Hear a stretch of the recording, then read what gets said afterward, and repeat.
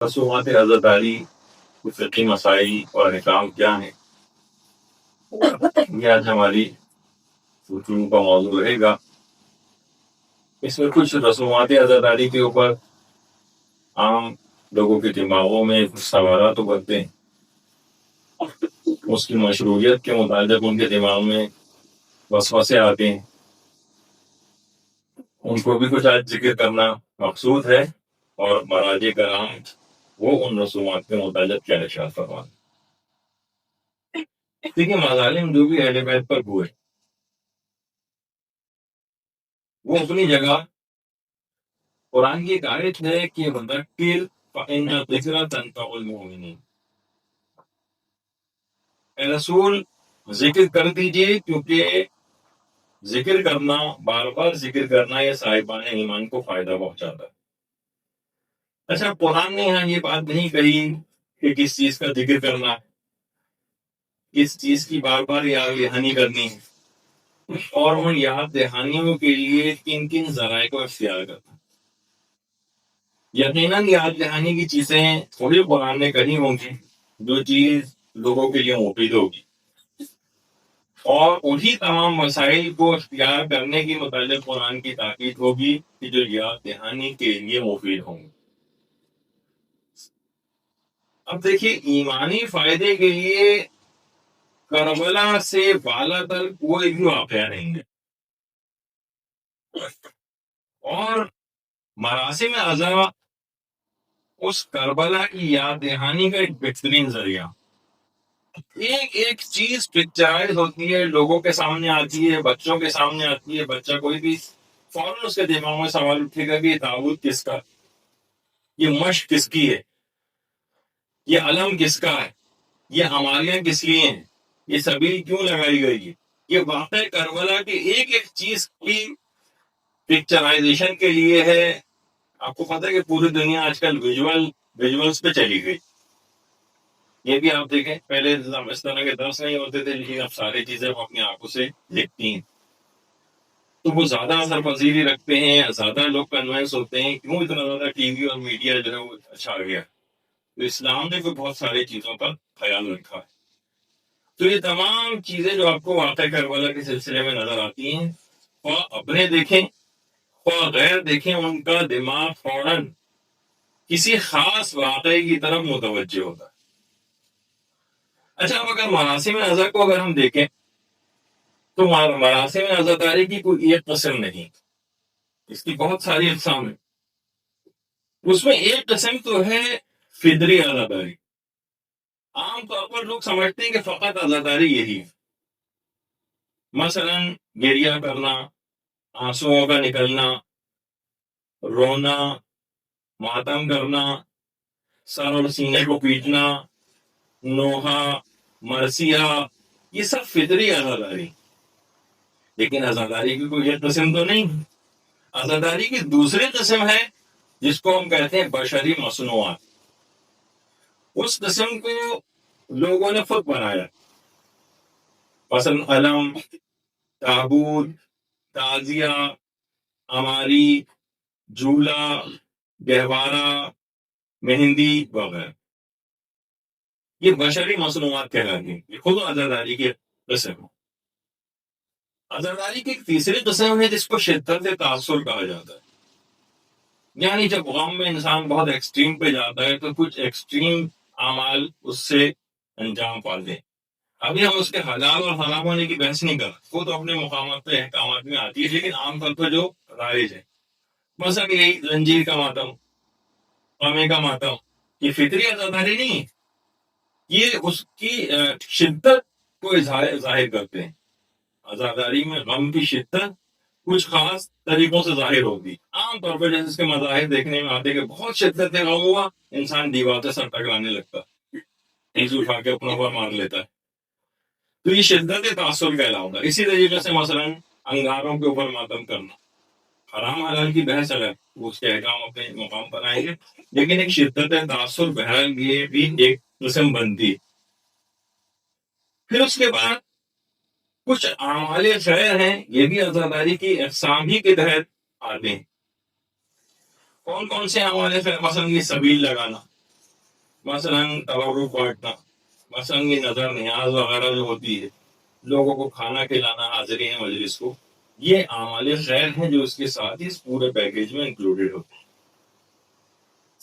اور اعلان غم بھی کیفیت اسی کے اندر آتی ہے کہ سب کو اس کی اطلاع کرنا، سب کو جمع کرنا، مثلا اخبار میں اشتہار دینا، لوگوں کو فون کر کے بلانا، یہ بھی خود تمام یہ آپ کا ثواب عزاداری کو اس وقت سے شروع ہو جاتا ہے جبکہ آپ ان تمام چیزوں کے اقدامات کر رہے ہو. اچھا، اب دیکھیے کہ جتنی بھی رسومات عزاداری، ان میں سے اکثر حسرتوں کی یادگار ہے. حسرتوں، مثلا پچھلی دفعہ تو خیر اس پہ گفتگو ہو چکی، جیسے مہندی ہی کہ مثلا ایک نوجوان کی، ایک ماں کی یا ان کے عزاداروں کی حسرت ہے کہ ایک جوان سال کو بالکل اس طرح سے اس کو عین عالم شباب کے اندر جو ہے وہ اس کو زندگی سے ہاتھ دھونا پڑا. ابھی اس نے کوئی خوشی نہیں دیکھی تھی. تو دیکھیے لوگ کہتے ہیں کہ مہندی ہے اس بات کی نشان، اگر شادی ان کی ثابت ہو جاتی اور واقعی ہو جاتی تو شادی کے بعد مہندی کا کوئی تصور نہیں تھا. شادی ثابت نہیں ہے، اسی وجہ سے تو مہندی اور وہ کی جاتی ہے لوگوں کے حسرت کی اظہار کے طور پر، ورنہ اسلام کا تو حق سے کوئی حکم نہیں ہے ظاہر اس متعلق کہ واجب ہے یا نکالنا ضروری ہے. تو ایک کلچر میں ہمارے ایک چیز ہے، اس لحاظ سے اس کو یعنی حسرت کی یادگار سمجھی جاتی ہے. اسی طرح سے یہ اسی متعلق وہ جو پچھلی دفعہ میں نے آغاز پہلے زندانی نے کہا تھا کہ ان کا بھی فتویٰ سلسلے میں آ چکا ہے، تو وہ بھی آپ کے خدمت میں یہاں لگا دیے گئے، لیکن اسی تفصیل کا اس وقت بتا چکا ہوں. اسی طریقے سے تابوت اٹھانا یہ خود بھی ایک حسرت کی یادگار ہے کہ کربلا میں مولا حسین کا تابوت نہیں اٹھا تھا، تو لہٰذا ہم ان کا تابوت اٹھا رہے ہیں کیونکہ ایک بے گور و کفن لاشا جو ہے وہاں پر پڑا رہ گیا. اسی طریقے سے جو 72 تابوت ہیں یہ بھی حسرت کی علامت ہے، وہ بھی سارے امام حسین کے ساتھ ہی وہاں پر شہید ہوئے ہیں. تو ان کی بھی ہماری ایک حسرت ہے کہ اگر ہم اس حسرت کو اب پورا کرتے، اگر ہم ہوتے یا حالات اس طرح کے سازگار ہوتے تو لوگ اسی طریقے سے تمام مراسم کے ساتھ ان کے جنازے کو اٹھاتے. تو یہ جو 72 تابوت وغیرہ بھی بہت سے لوگ اس پہ اعتراض کرتے ہیں اور ایک آدھ کافی ہے 72 بنانا، یہ تو کوئی اسراف ہے، اور یہ اس طرح کی آوازیں بھی اٹھنے لگی. ان سب کا فل ایک تاثر ہوتا ہے، لوگ دیکھتے ہیں اتنی بڑی تعداد میں، اچھا اتنے لوگ شہید ہو گئے تھے مارکا آنکھوں بادل میں، کہ ان کا ایک الگ دیکھنے کا ایک تاثر ہوتا ہے. یہ خود ہماری حسرت کی ایک یادگار ہے. اسی طریقے سے یعنی یہ تمام جو 72 شہید ہوتے ہیں ان کی جو یادگار ہے اسی وجہ سے منائی جاتی. اسی طرح سے جو انگاروں کے اوپر یا آگ کا ماتم جسے کہا جاتا ہے، حلال و حرام کے فتووں کو بھی چھوڑتے ہوئے وہ آگے کبھی آئیں گے، یہ اس واقعے کی تصویر کشی کہ جس وقت قیام حسینی کے اندر آگ لگی تھی اور بیویاں چھوٹے چھوٹے بچوں کو لے کر ایک جلتے ہوئے خیمے سے دوسرے خیمے کے اندر منتقل ہوئے، یہ اس کی ایک لحاظ سے تصویر کشی کی جاتی. جذبات کے اظہار کے طور پر ایک حسرت ہے، ایک دکھ کے احساس کی تصویر کشی ہے جو کہ اس وقت کی جاتی. اسی طریقے سے مثلا سبیلے لگانا، سبیلیں یہ اس حسرت کی تکمیل ہے کہ وہ خانوادہ اہل بیت اور وہ بچوں کی جو سوکھے سوکھے لب اور ان کے سینوں میں آگ لگا دینے والی جو پیاس تھی، اگر ہم ہوتے تو اس کو بجھاتے. اب کیونکہ وہ تو نہیں، ہم اس حسرت کا اظہار کرتے ہیں کہ ہم دیگر پیاسوں کی پیاس بجھائیں گے. سبیلیں اسی حسرت کی یادگار. اسی طرح سے حضرت عباس کی مشق، یہ بھی حضرت عباس کی اس حسرت کی یادگار ہے جس دلی حسرت کو لے کر وہ اس دنیا پانی سے کوچ کر گئے کہ وہ بچوں کو سیراب کرنے کی آرزو کو نہ پورا کر سکے. ان کی اس حسرت کی یادگار کے طور پر ہم مشق بناتے ہیں اور لوگ اسی حسرت کی یادگار کے طور پر خود صدقہ بنتے ہیں، لوگوں کو پانی پلاتے ہیں. کہ عباس کی جس طرح حسرت تھی کہ وہ پانی پلاتے لوگوں کو، تو اس حسرت کی یادگار کے طور پر پانی پلاتے. اور یہی وجہ ہے خود آئے ان کے حرم میں بھی باقاعدہ اس طرح سے جو ہے مشق وغیرہ لگی ہوئی ہوتی ہے. اگر آپ وہاں جائیں مقامات مقدسہ پہ تو آپ کو اکثر جگہوں پر اسی انداز سے لگی ہوئی نظر آئیں گی. اور علماء عرفان کا کہنا یہ ہے کہ حضرت عباس کو اپنے تمام تر القابات کے اندر جو لقب سب سے زیادہ پسند ہے وہ سقا ہے. سقا یہ حضرت عباس کو تمام جو القابات ہیں ان میں سب سے زیادہ پسند یہی لقب. اچھا ہم جو ان کے منہ سے الفاظ نکلے ان کی بھی یادگاریں مناتے ہیں. جیسے کہ روایت میں کہ حضرت ام کلثوم علیہ الصلوۃ والسلام نے ارشاد فرمایا تھا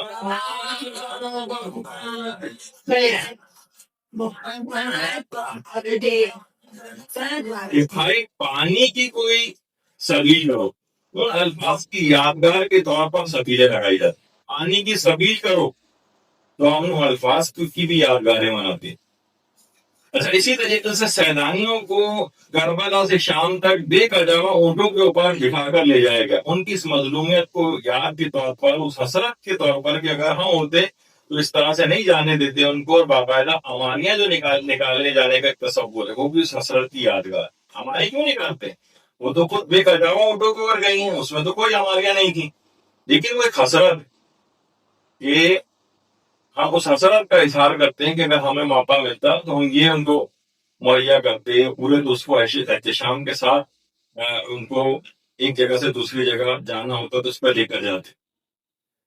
اسی طرح سے قید خانوں کے اندر نہ بچوں کو رونے دیا جاتا تھا, جب بھی رونے کی آواز بلند ہوتی تھی تو باقاعدہ تازیانے مارے جاتے, بچے گھٹ کے رہ جاتے. ان کی اس حسرت کے اظہار کے طور پر ہم بلند آواز کے ساتھ گریا کرتے ہیں کہ ان کو وہاں پر رونے نہیں دیا گیا لیکن ہم کھل کر روتے ہیں. اس حسرت کا ایک لحاظ سے گویا اظہار کرتے ہیں. اسی طرح سے آئمہ کے قبور کے اوپر نہایا جاتا تھا, اس کے اوپر پانی چھوڑا جاتا تھا. باقی کا تو پورے کا پورا آئمہ سارے روزے منہدم کر دیے گئے. اس حسرت کے اظہار اور مظلومیت کے اظہار کے طور پر ہم ذریعے بناتے. اپنے گھر میں جو لوگوں کے عزاخانے بنتے ہیں اس کے اندر ذریعہ ہوتی ہیں, انہیں کی یادگاروں کو اٹھا کر جلوسوں کے اندر لے کر جاتے. یہ ساری حسرتیں. اسی طرح سے حضرت عباس کے شان قلم ہو گئے اور ان کا جو علم تھا وہ نیچے گر گیا. اب ہم اس حسرت کے طور پر ہم ہوتے تو اس کو کبھی گرنا نہ دیتے, ہم علم کو اٹھاتے ہیں, اونچے سے اونچا اٹھاتے ہیں, اونچے سے اونچا اٹھانے کی کوشش کرتے ہیں. یہاں تک کہ اگر کوئی ہمارا محب ان کا محب جو ہے ماؤنٹ ایوریسٹ بھی سر کرتا ہے تو وہاں بھی حضرت عباس کا علم لے کر جاتا. تو بہرحال حضرت عباس کا جو علم ہے, اسی طریقے سے کوئی بچہ بیمار ہوتا ہے اس سے اظہار کے طور پر ایک برکت کے طور پر بھی حضرت عباس کا علم رکھا جاتا ہے. تو بہت سارے دیکھیے اس طرح کی اس کی مشروعیت ہے, اس کی چیزیں ہیں. باقاعدہ شاعر حسینی میں سے اس کو قرار دیا گیا. آیت اللہ صادق روحانی نے اس سلسلے میں باقاعدہ فتویٰ بھی دیا کہ یہ جو پرچم سیاہ ہے یہ اسی عنوان سے لگایا جاتا ہے کہ زمان و مکان اس بات کے لیے آمادہ ہے کہ امام حسین کی آزاداری برپا کی جائے. نہ ان کے بدعت نیست, نہ صرف ان کی بدعت نہیں ہے جیسے کہ اکثر لوگ نعرہ اس میں لگانے لگے کہ کوئی بدعت ہے زمانے میں تو اس طرح سے کبھی نہیں ہوتا تھا. نہ ان کی بدعت نیست بلکہ از شاعر مذہبی رس استفتاحات آیت اللہ صادق روحانی اس کے اندر بھی کہ نہ صرف یہ بدعت نہیں ہے بلکہ یہ اسلام کے اور حسینی شاعر کے اندر سے ہے.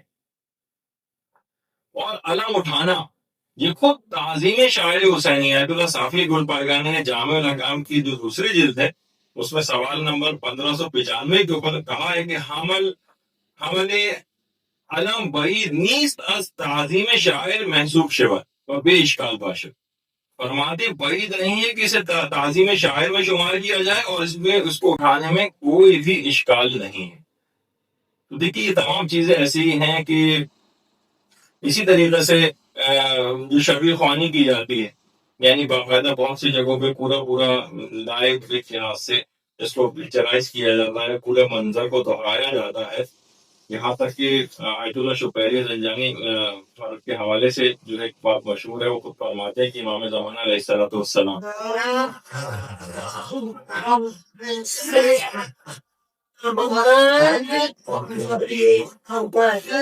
وہ روزانہ 2 مرتبہ پورا واقعہ کربلا اپنی آنکھوں سے دیکھتے ہیں. تو اس وجہ سے کہ یہ ملازم یہ جو جتنے بھی مظالم ہیں یہ گلا نہ لیے جائیں، ان کو جو ہے وہ باقی رکھا جائے.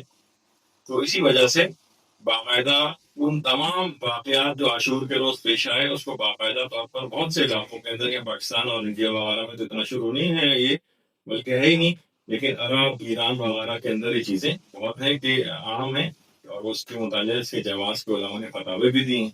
اب اس پہ بھی بہت سے لوگ سوال اٹھاتے ہیں، ان کو ہر وقت ایک تو اسراف بہت یاد رہتا ہے کہ مثلا علم کا جو کپڑا ہے اس کو جو ہے فروخت کر کے کسی غریب کے کپڑے بنائے جائیں.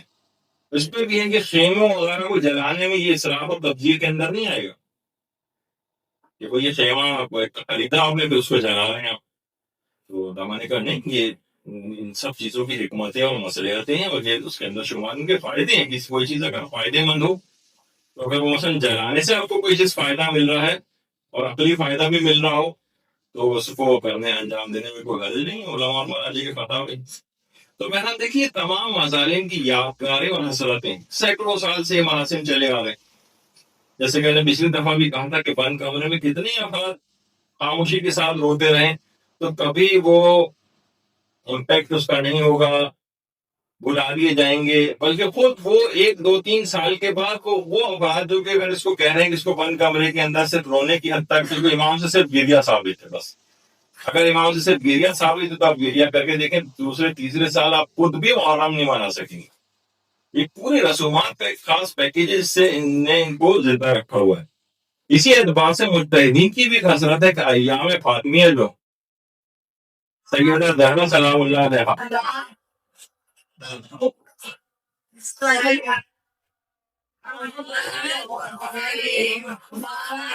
اس کو بھی عاشورہ کی طرح سے منانا چاہیے تاکہ سیدہ کی مظلومیت جو ہے وہ فراموش نہ ہونے پائے.